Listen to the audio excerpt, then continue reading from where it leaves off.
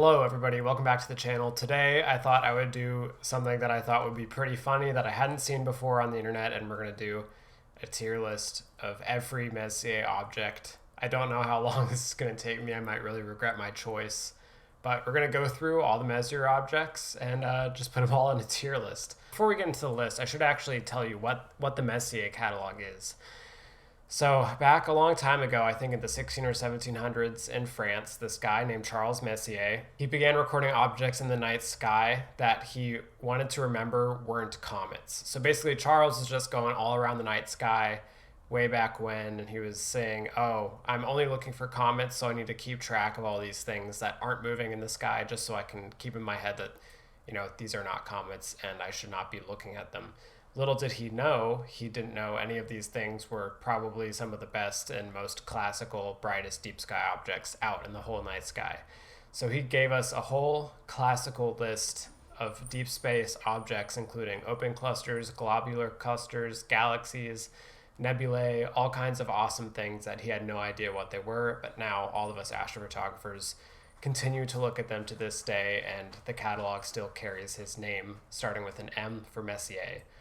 And this catalog goes all the way up to 110, I believe. Yeah, it looks like 110 from this list.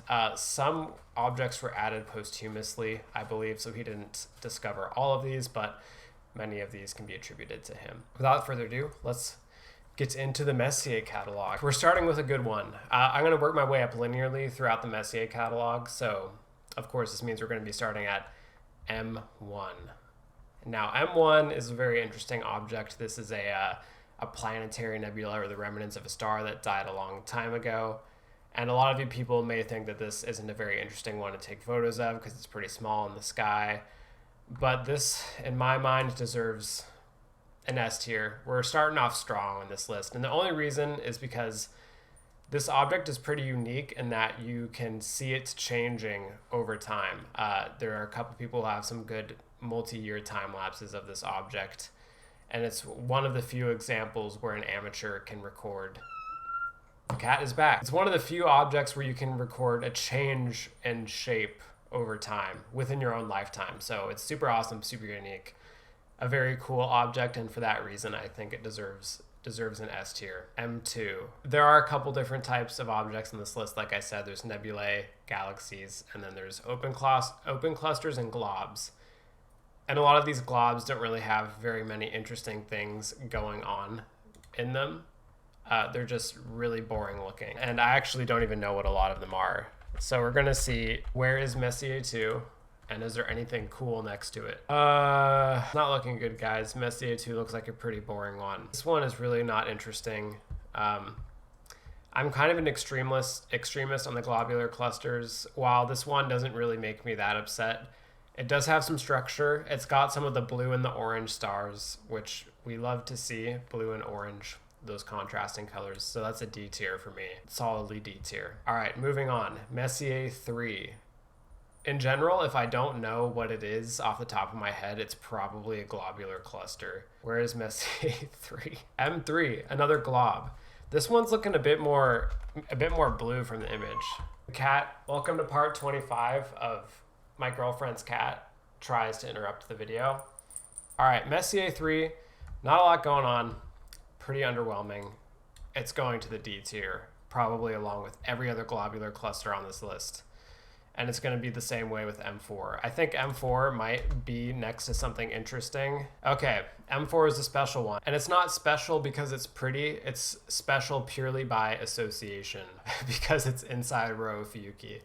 And for that reason, M4, globular cluster of Scorpius, I would say goes in B tier, just because it's a part of Rho Ophiuchi. So if you don't know, Rho Ophiuchi is this molecular complex that's just in Scorpius, an offshoot of the Milky Way, and it's full of these vibrant colors, these yellows, blues, reds, dark nebula, reflection, emission, and everything.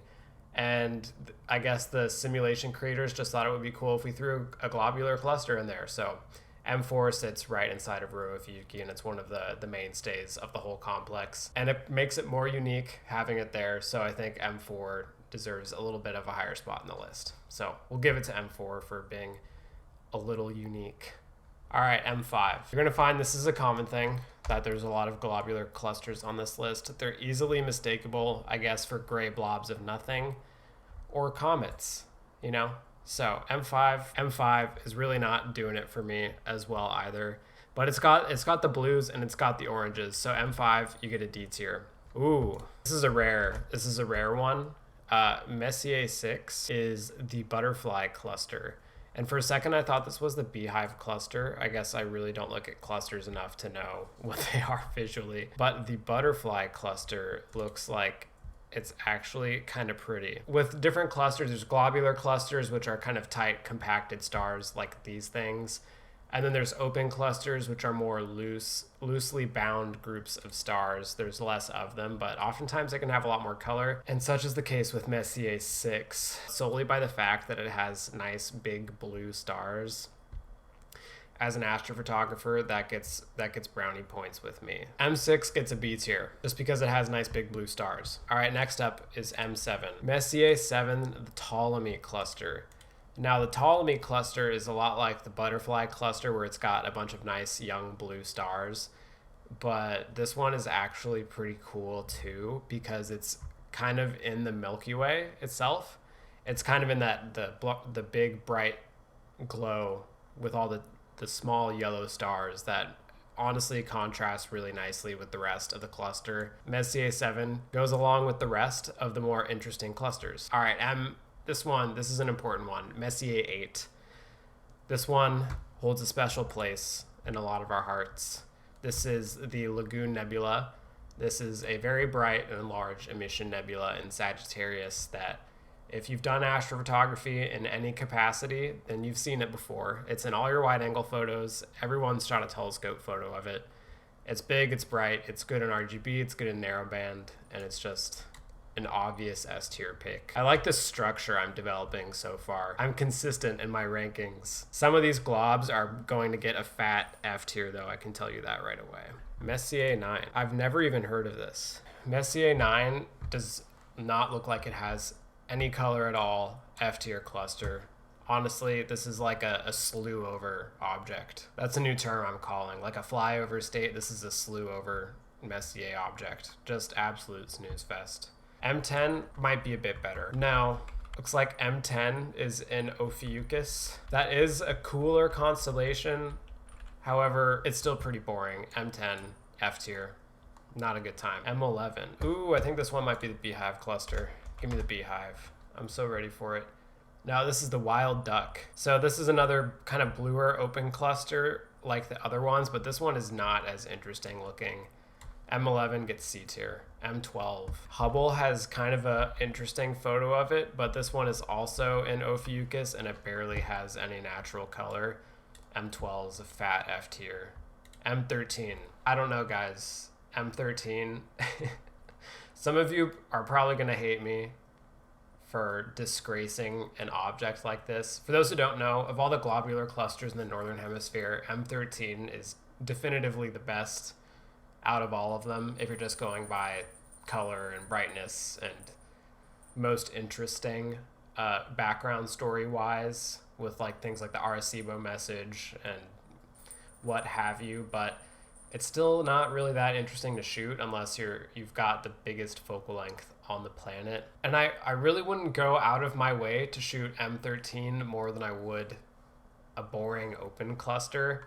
So M13's copping a fat C tier for me. It's just, I do recognize it's cool and it gets brownie points because it's a bit cooler than the other ones, but it's not making me happy photographically, and for that reason it gets a C tier. All right, M14. I don't think M14 is going to be pretty happy either. Yeah, M14 is a F tier. I tried looking at some photos of it online and I was not happy with what I saw. Okay, M15. I think this one might be a bit bigger and a bit brighter. There's a good Hubble photo of it, and it's got IFN. It's got IFN, guys. So for those who don't know, IFN is the Integrated Flux Nebula. It's like a faint background dust gas, which is very cool if you're trying to go for it in a photograph, and I'm a big fan of that. It's also got a really nice big bright blue star next to it, which gives it some more photographic merit So M15 is going to go in the same tier along with M13.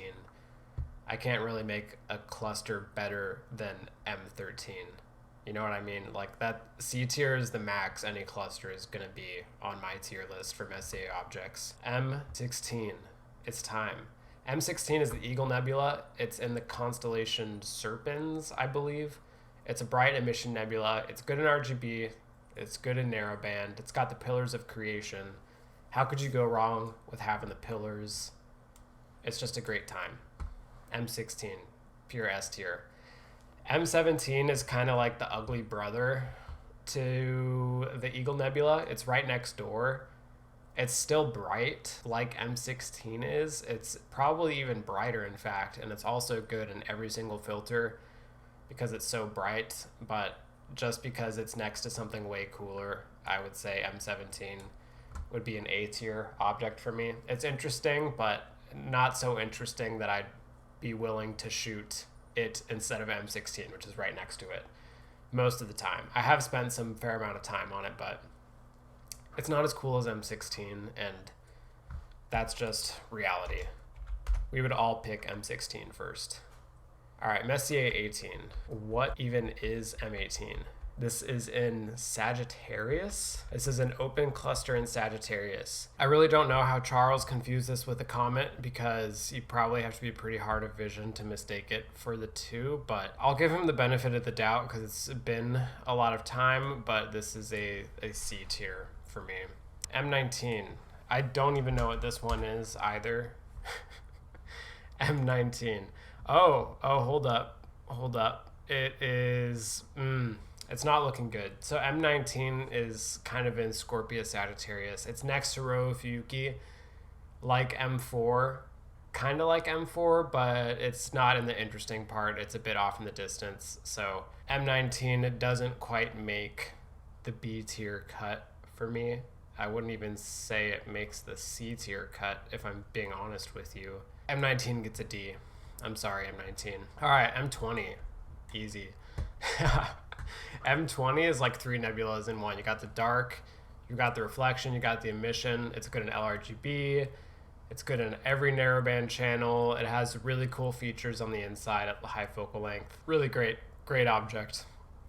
You cannot go wrong with a little M20. You know what I mean? Let's see, 21. Looks like the world's most boring open cluster that is also right next to M20. It's but a stone's throw from M20, but I wouldn't say it gets as many coolness by association points as M4 does. It's there, but it's not really involved in the action. So M21 gets a C tier only because it has nice blue stars. That's the only reason. We like some blue stars here. Let's see, M22. Could this be our first galaxy? No. This is yet another cluster. This one just as uninteresting as the last. M22, you're going to the F tier with you. All right, M23. This one looks like an open cluster. Hopefully it's a good one. Ooh, M23. Looks like it is...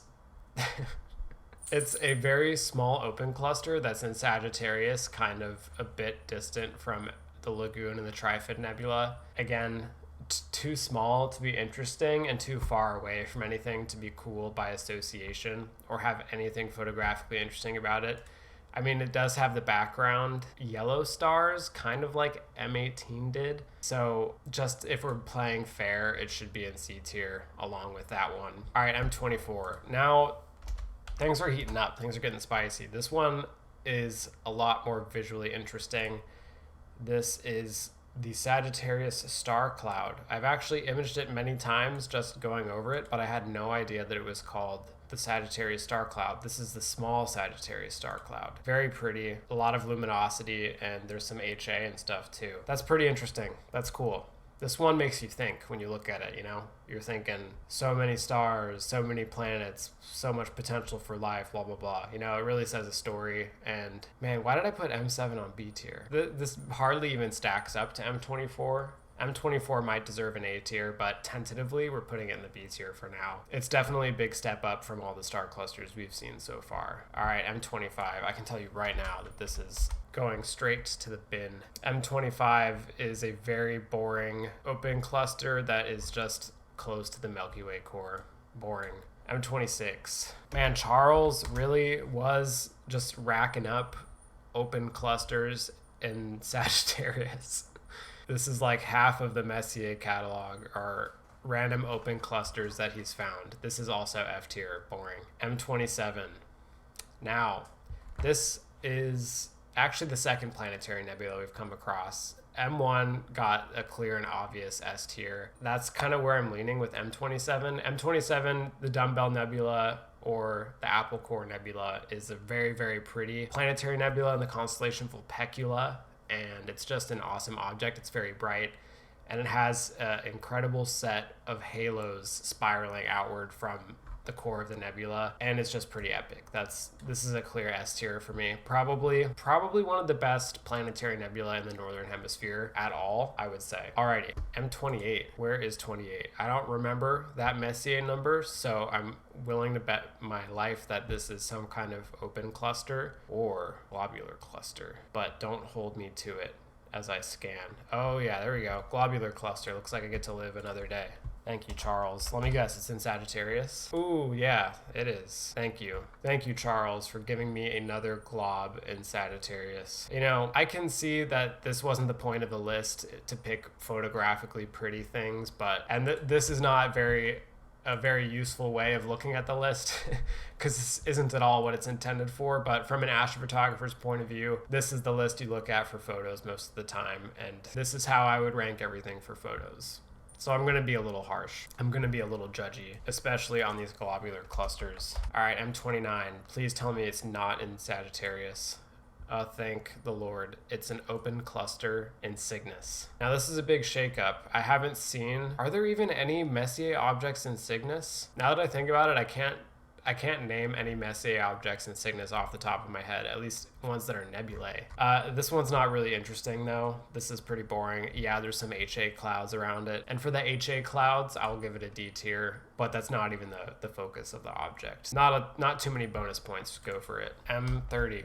What are we working with? Looks like we're in Copernicus, and there's not very many colorful stars, and it's really not the greatest. What was this? M30, yeah, F tier for M30. I'm so sorry to all you glob fans. And what a great shakeup. We now have our first galaxy on the list. Messier 31. And I'm not going to try and be special or cute. This is obviously an S tier. This is the best galaxy in the northern hemisphere. This year, I have spent more hours imaging this galaxy than you could possibly know. I could stand to never look at it again, and I would be happy just from the hundreds of hours I've spent on it. But even though it makes me sick to look at, it's still an S tier object, and I'll probably look at it again next year because I can't be stopped. All right, Messier 32. This is the boring third brother. This is like the third adopted brother of the Andromeda Galaxy section. And M32 is really not interesting. I was giving a lot of the globular clusters bonus points for associations earlier, and I don't really want to afford that same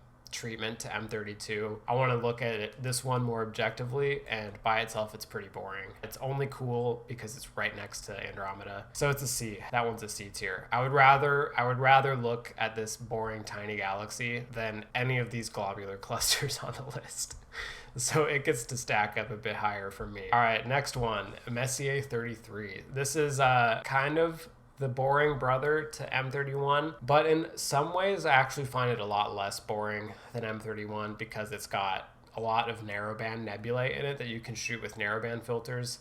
So it's a really cool galaxy to shoot just in narrowband. There's a lot of oxygen and HA inside this galaxy, so it's actually kind of fun to shoot, and you can get pretty weird and unique with it.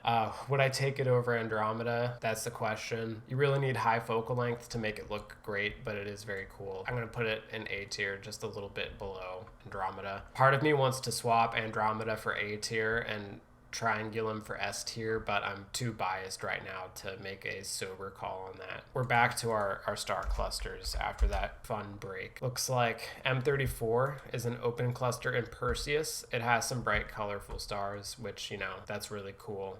Good for you, cluster. You're going to the C tier, straight to C tier. All right, M35. I think now we're actually about to start to dip into the really interesting open clusters. I'm just waiting for the beehive cluster. Looks like, is this the beehive? I don't know. This open cluster is a bit more interesting though. It's right next to the jellyfish nebula. And if we're giving points by association, that's a pretty cool thing to be right next to. It has more blue stars than the others, and for that reason it's going up to B tier, just because we can take pretty images with lots of glow. And I really like putting glow in my photos, and this is one that can be made pretty. Will I ever shoot it? Probably not, but you know, it's there for when I want it. All right, the pinwheel cluster, Messier 36 is the next. Looks like this one is in Auriga, right next to the Tadpoles Nebula. It's pretty small. It's not as cool as the other one. This is a C tier. All right, M37. I'm not even going to look at that. That's F tier. M38. D tier. M39. This one might be cool. Oh, this is an open cluster in Cygnus. It's okay. It's nothing to write home about, but it's a bit more interesting. So it gets a C tier. M40. What the heck is going on here? M40 is literally just a double star. Winnek 4, M40. What was Charles a little off the juice when he put this on the catalog? I don't really see how this could be a comment. Yeah, M40. It's a Messier object. I would, you know, just because it's a star, I would still rather look at 2 stars than any of these globs on the list. For that reason, it gets D tier, not an F tier, just because it's funny. It gets funny points. M41. Bruh. Oh, the little beehive cluster. This is not great. This is not making me very happy. It's the little beehive, but it's not the big beehive. We want the big beehive, so that's straight to the F tier. All right, M42. You all know where I'm going. That is, of course, it's an S tier. It's like the brightest nebula in the sky. It's just beautiful. It's everyone's first. It's unforgettable. You know how it is. Nothing else needs to be said. M43, you too. M43 is cool even just by itself if you have huge focal length. It deserves its own spot up in the S tier. No one's gonna be mad about that. All right, M44, the beehive cluster. This is cool. This is like a kind of a poopy version of the Pleiades. And if I were to pick any open cluster to look at that's not Pleiades, it's gonna be this one. This is a B tier. Actually, no, this is an A tier. These other open clusters are nowhere near as good as it. Definitely an A tier. M45, very, very simple S tier. Pleiades, unforgettable.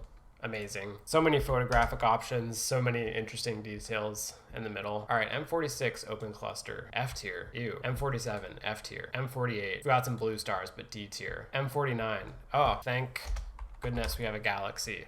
This one doesn't really look too exciting. This is an elliptical. Looks like it's pretty bright, but relatively amorphous. Not a lot of interesting structure, and for that reason, I'm gonna stack this up into C tier. Still better than any glob as far as something to look at, but really nothing to write home about still. Let's see, Messier 50. Another no name, no face open cluster. This one is right next to the Seagull Nebula. This one is a D tier. M51. M51's a great little galaxy. If I'm looking for a galaxy in galaxy season, this is one of my top picks. The only problem about it is that it's really tiny. It's really hard to get good resolution and good detail, unless you have an absolutely ginormous telescope. For that reason, it's an A tier. It's one of the first ones I'll go for though, if I'm looking at a galaxy. So it's got some bonus points. It has really great structure, a lot of faint dust around it, but I'd say it's an A tier for me. Definitely one of my first picks in galaxy season though. All right, M52 looks like it's the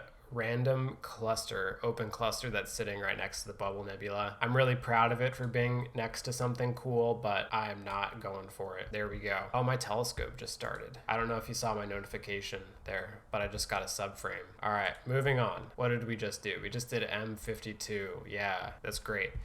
All right, M53. Let's see what we're working with. M53 is a globular cluster in Coma Berenices, and that is probably pretty boring. D tier. I think it's a bit larger than the others though. M54, D tier. M55, definitely an F tier. Let's see. M56, F tier. M57, this is a debatable one. M57, this is the Ring Nebula in Lyra, and it's very bright. I'll give it that. It's cool to look at visually. To take photos of it though, it's okay.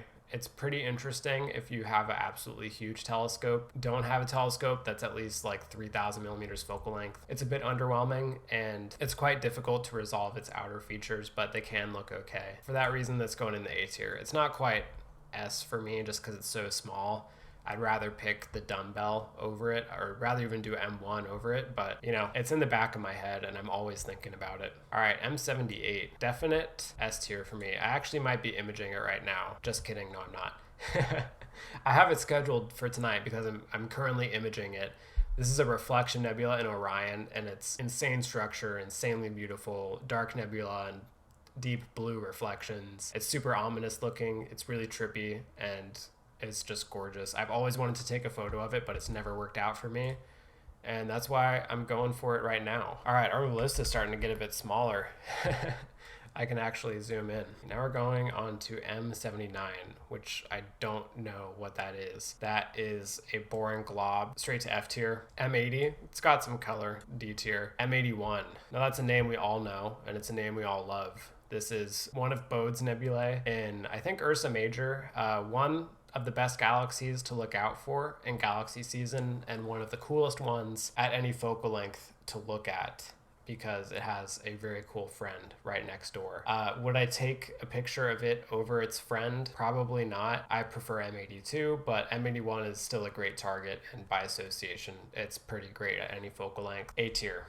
A tier for me. And only because I wouldn't image it over its neighbor, which is M82, an obvious S-tier galaxy, a starburst galaxy that we all love, probably one of the first galaxies we all try shooting. It's beautiful. It has great red wings coming out of it from hydrogen, and it's just very sick. It's awesome. We all love it. I think I'm going to love the next one too, because M83, the southern pinwheel, is a large, beautiful galaxy that's more of a southern hemisphere target, very difficult to shoot from the north, but it's absolutely gorgeous. A beautiful, beautiful galaxy. It's big, it's got great color, it has hydrogen, it has narrowband, and it's just amazing. It's illustrious and unreachable for me from where I live, so I am constantly thinking about it and wanting a photo of it because I don't have one myself. So we'll keep dreaming, but that's definitely an S-tier galaxy. All right, M84. M84 is looking to me like it's kind of an amorphous elliptical galaxy with a dark dust band. It's actually pretty interesting. It's pretty interesting looking. It's an elliptical or lenticular galaxy in Virgo. Just because of its dark dust band, it looks pretty cool, but I don't even know how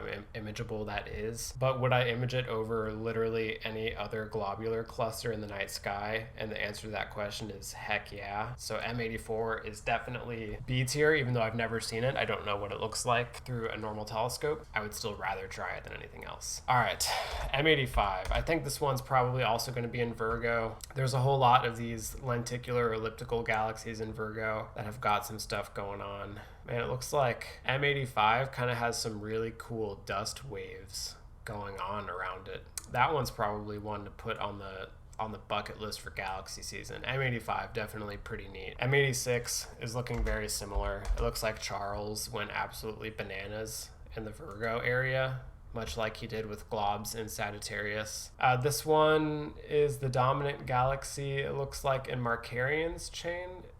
Is this the one with the blue thing? No, this one isn't the one with the blue thing. But it does have some interesting stuff going on, and it's cooler than every other glob. So M86, straight to B tier for me.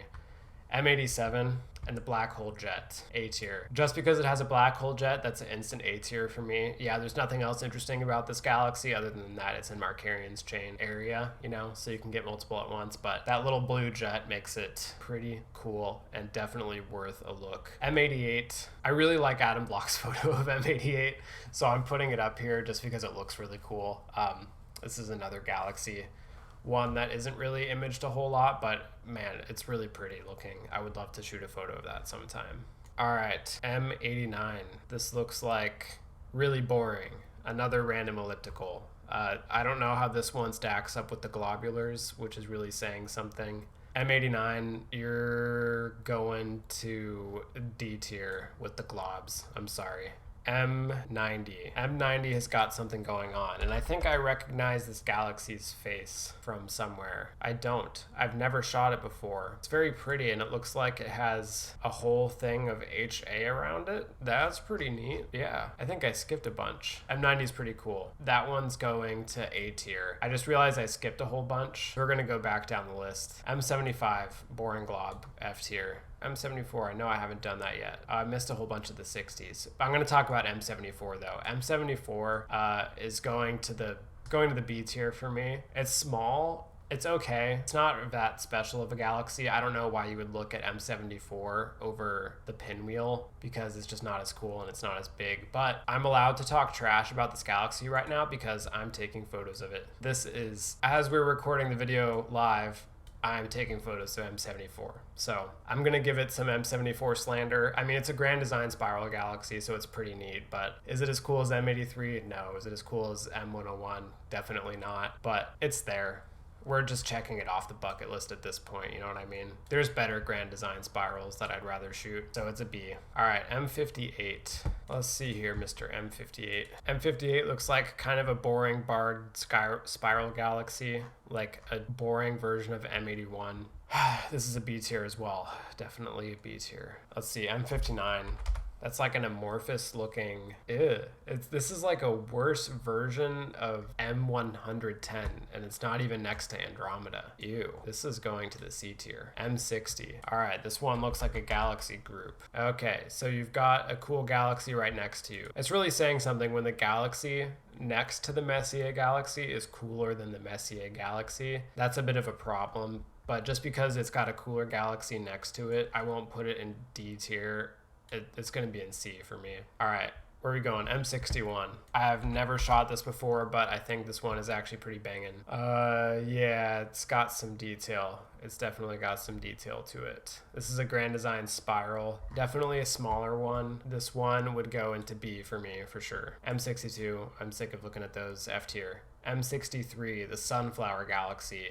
This galaxy is pretty interesting because it has a lot of galactic cirrus around it, which is like a nice faint dust, and it has a very pretty blue color, and it's pretty large and bright, and it has a good amount of structure. So it's definitely an A tier for imaging for me. Black Eye Galaxy, M64. I'm also going to A tier this just because of the amount of structure that it has around its inner parts. It's super cool looking, really beautiful, but it needs to be seen up close to really get a good shot. M65. This one I recognize as a part of the Leo trio. Does being in the Leo trio give you a lot of bonus points is the question. I would say it does. Being in the Leo trio definitely helps your odds on the tier list, just because it makes it okay to shoot wide field as well as up close. And the same story goes for M66. You get some better treatment because you're in the Leo trio. M67, get out of here, F tier. M68, F tier. M69, D tier. M70, F tier. 71, F tier. 73, F tier. Did I skip 72? I did, but I can't escape the F tier. Oh, M76, something interesting.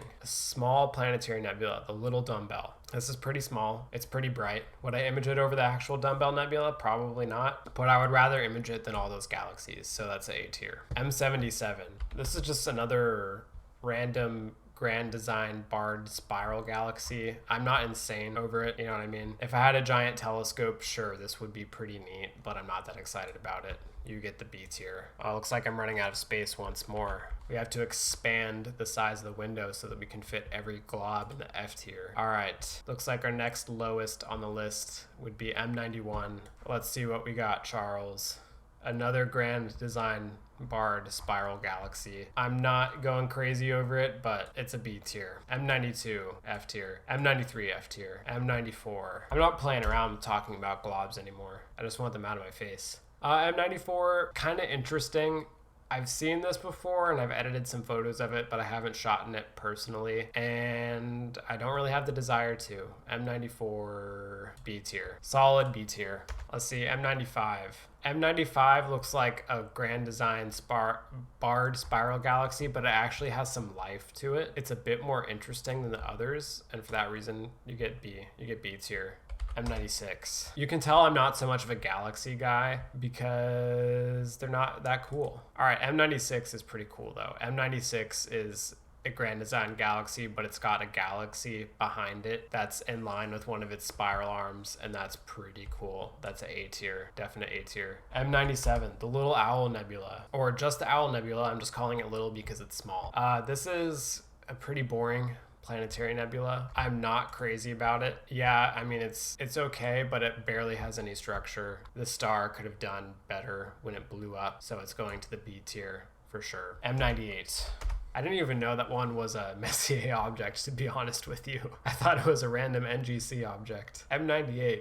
Oh, it looks like M98 was an Apple wallpaper at one point. That's an interesting pick, because that would not go on my wallpaper if I were picking them. For that reason, it's a B tier. All right, M99. Am I crazy about M99? It is an asymmetrical grand design spiral galaxy. It's asymmetrical, so that's pretty neat, but I think it's pretty small in the sky. Yeah, I'm not feeling too good about it, but it's better than everything else, so it gets B tier. M100. The big triple digit. Is it cool? Not really. B tier. B tier for every grand design spiral galaxy except for Andromeda. It's a very strict list. Actually, just kidding. M101 straight to S tier. M101 is probably the best grand design spiral galaxy that's in the Northern Hemisphere. It's the largest, and it has so much going on. It deserves a special place in the list. M102 is pretty cool. I will give it that. It's small, but it doesn't have a lot of color or a lot of structure, but it is cool. B tier. M103, F tier. M104, definite, obvious S tier. M104 is such an iconic object. Everyone loves it. It's just so cool.